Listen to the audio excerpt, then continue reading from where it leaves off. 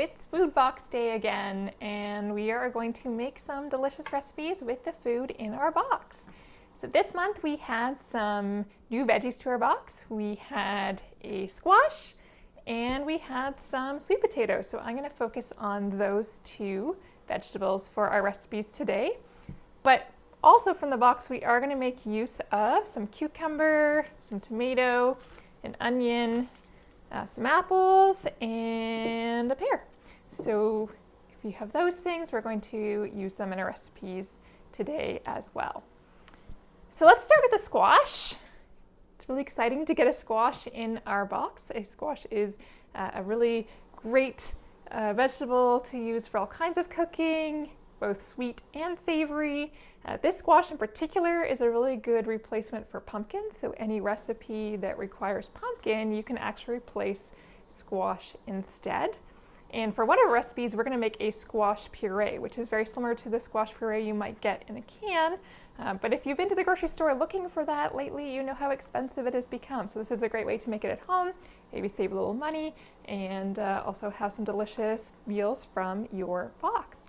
So we are going to do two things with our squash. We're going to make a squash puree and then make a squash custard similar to a pumpkin pie but without the crust. And we're also going to make a baked squash that you could have for dinner, and we're going to put some apples and pears with our baked squash. So that's what we're going to do with the squash. So why don't you grab your squash, cut it in half, and let's get started. So let's start by making our pumpkin custard, or little pumpkin puddings. So we're going to start with, I'm using just a half of my pumpkin. You can of course do this with both halves if you just want to make a bunch of pumpkin puree and have it for making all kinds of recipes. I'm just going to use half the squash. So I've got it all cleaned out, and this is the easy part. I'm just going to dump it upside down on my tray. I'm going to bake it at 350 for about 45 minutes and then check. And I'm just waiting for it to be super soft so I can kind of squish it. I could put a fork in, it's going to go all the way through. If it's not done at 45 minutes, I'll just leave it in longer. Every squash is a slightly different size, so it can just take a little bit longer. I also want to mention that these squash are full of these nice big seeds. And if you've ever opened up a pumpkin and roasted the pumpkin seeds, you can actually do the same with these seeds as well. So you might want to save your seeds as you're cleaning out the inside. So I'm going to pop this in the oven, and we'll come back when it's ready to puree. So I've got my squash out of the oven. It did take a couple extra minutes, about 20, because it's a big squash, but now it is nice and soft. Ooh, still steaming. Nice and soft on the inside. So all I'm going to do to make the puree is I'm just going to scoop this out into the food processor. Now if you don't have a food processor, you could just scoop it out into a bowl and just mash it up the best you can. Really try and get it as smooth as you can. It will be a little lumpy. It won't be the same as running it through a food processor, but if you don't have one, you make the best with what you have, right? So I'm just going to go ahead and scoop all of this out, and then I'm going to run it in the food processor until it's nice and smooth, and then we'll be ready to create our puddings. Are you ready for a yummy squash dessert? I know I am. So to create our puddings, the first thing you want to get ready is the containers you're going to cook them in. So ramekins are usually what's called for these sorts of dishes. You can often pick these up at thrift stores if you don't have them for fairly cheap. But actually what I'm going to use are these little jam jars. So they're a little smaller of a serving, but I really like the fact that you can put the lid on and keep them in the fridge, and so that is what I'm going to use. So you need those, and you need them in a pan that holds water because you're going to cook them so that there's water up to about midway on those jars. You need some kind of baking pan to put them in. So you might want to get that ready first, and then we'll set that aside.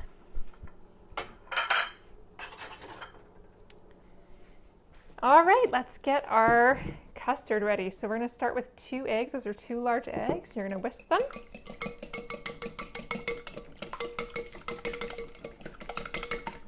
And then you're going to whisk in a cup of cream. I'm using coconut milk. That works as well. So heavy cream or coconut milk. Give that a whisk. You just want to look for something that's really smooth. And then we're going to add in some pumpkin pie spice. So I'm going to do a teaspoon and then a half that, and then a teaspoon of vanilla.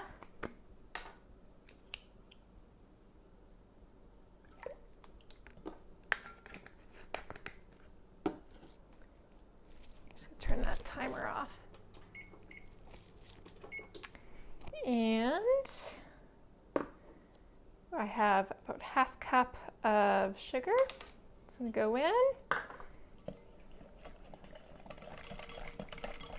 Ooh, you can smell that cinnamon from the pumpkin pie spice. Smells really good. And just a pinch of salt. Just helps to bring out the flavors.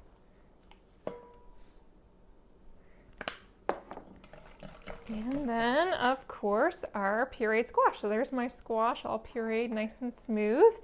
And that's a cup and an additional 3/4 of a cup, which is actually the exact amount that I got out of my half squash.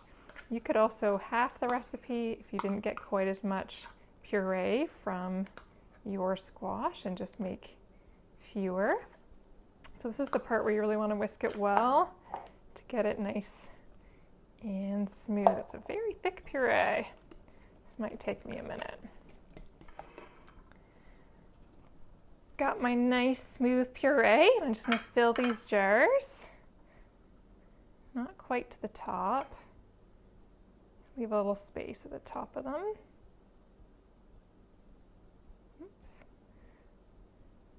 So I have my jars all filled, and then I'm going to take some boiling water and I'm going to pour it around them until it comes up about halfway.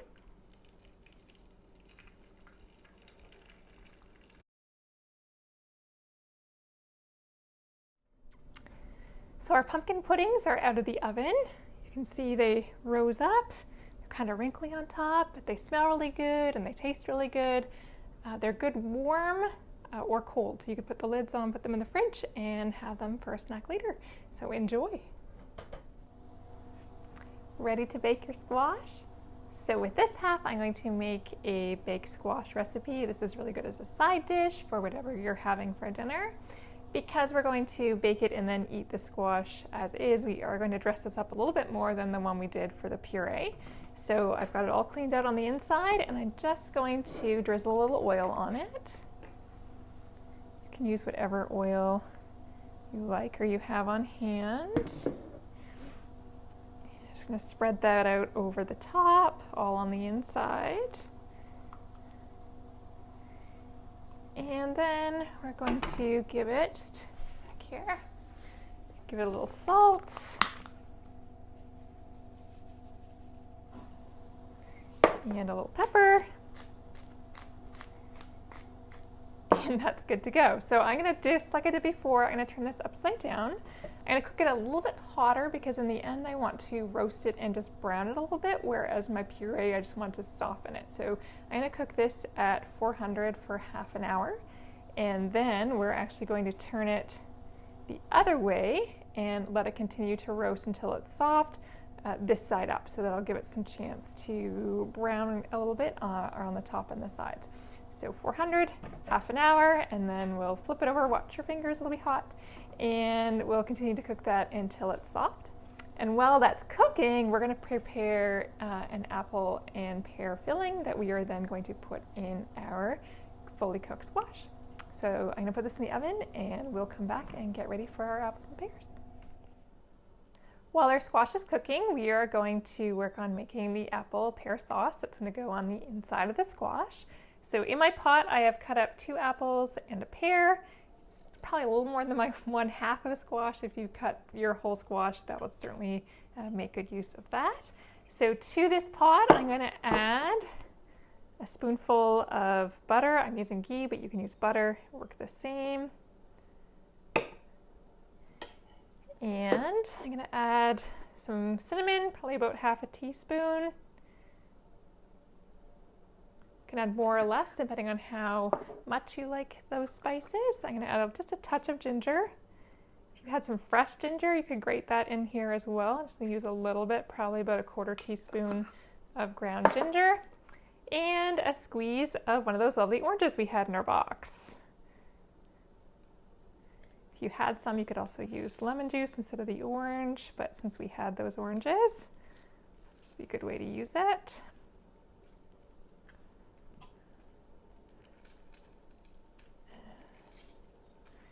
All right, and then you're going to mix all of that up. And then you're going to cook that over medium-high, medium-low heat for about 5-10 minutes, just until they just start to soften. You cook them longer if you really want more of a sauce kind of texture. I like mine to still have just a little bit of bite to it.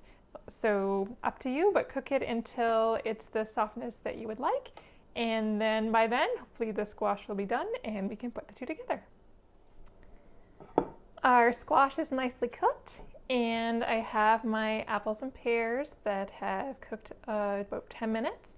I also added to my apples and pears just some dried cranberries. I used some unsweetened dried cranberries. You could use the sweetened variety, or even some raisins would be good in there, and some chopped pecans. Both of those things are optional, but if you happen to have them, just adds a little extra texture and crunch.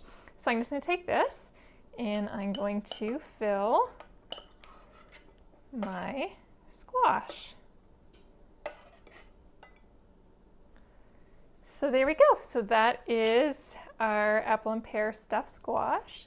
You can serve it this way. It kind of looks nice. To eat it, you're going to want to cut it into pieces. Everybody gets a piece of the squash and some of the apples and pears.